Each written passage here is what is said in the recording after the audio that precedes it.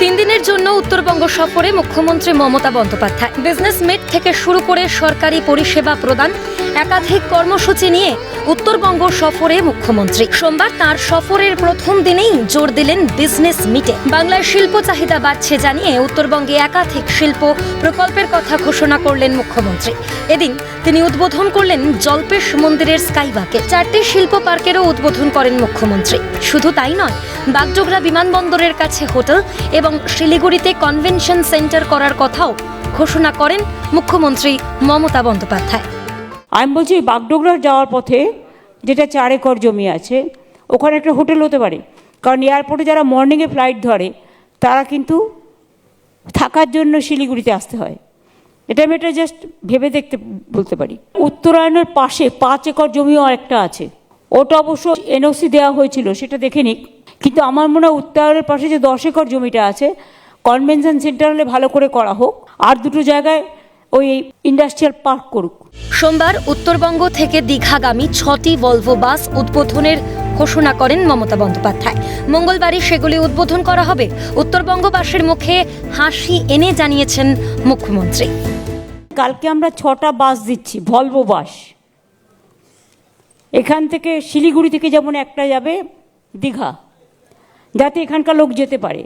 একটা আমরা মালদা থেকে দিচ্ছি, একটা জলপাইগুড়ি থেকে দিচ্ছি, একটা কোচবিহার থেকে দিচ্ছি, একটা আলিপুরদুয়ার থেকে দিচ্ছি, একটা রায়গঞ্জ থেকে দিচ্ছি, একটা মালদা থেকে দিচ্ছি।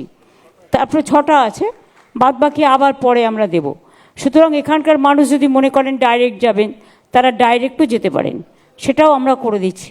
কালকে ওটা উদ্বোধন হবে। মুখ্যমন্ত্রীর উদ্যোগে বিশ্ববঙ্গ বাণিজ্য সম্মেলনে বিপুল পরিমাণ সাফল্যের পর উত্তরবঙ্গ বিজনেস সামিটেও একাধিক শিল্পের ঘোষণা তার গলায়। বড় থেকে ছোট কিংবা মাঝারি সব শিল্পেই নজর মুখ্যমন্ত্রী। জানালেন কোচবিহারে ইন্ডাস্ট্রিয়াল পার্ক তৈরির প্রয়োজনীয়তার কথা। কুচবিহারে ইন্ডাস্ট্রিয়াল প্রবলেম খুব আছে। Jute is your main. আমরা তো সব কিছুই করে দিয়েছি, কুচবিহার হেরিটেজও করে দিয়েছি। বানেশ্বর শিব মন্দির থেকে শুরু করে, মদন মোহন থেকে শুরু করে, শিবযজ্ঞ মন্দির থেকে শুরু করে সবই করা হয়েছে। ইউনিভার্সিটি জয় ব্রিজ থেকে শুরু করে অনেক কিছুই করা হয়েছে। কিন্তু ইন্ডাস্ট্রিয়াল পার্ক কিছু করতে হবে, যাতে MSME small scale industry local লোকেরা কাজ পায়। কারণ কুচবিহারের শ্রমিকরা অনেক ভালো কাজ করেন এবং তাদের যদি লোকালি ট্রেন্ড করা হয়, তারা কিন্তু অনেক বেশি কাজ করার চেষ্টা করতে পারেন। ক্ষমতায় আসার পর থেকেই উত্তরবঙ্গের মানুষের থেকে বিশ্বাস ভালোবাসা অর্জন করতে উত্তরবঙ্গ নিয়ে অনেক ভেবেছেন বাংলার মুখ্যমন্ত্রী। শুধু শিল্পের উন্নয়নেই নয়, তিনি বদলে দিতে চান উত্তরের ভুল। তিনি চান গড়ে উঠুক নতুন দার্জিলিং, নতুন কার্শিয়াং, নতুন কালিম্পং, নতুন মিরিক। दार्जिलिंग में और नया दार्जिलिंग बनना चाहिए, जिसमें और भी सारे इंडस्ट्री आ सकता है।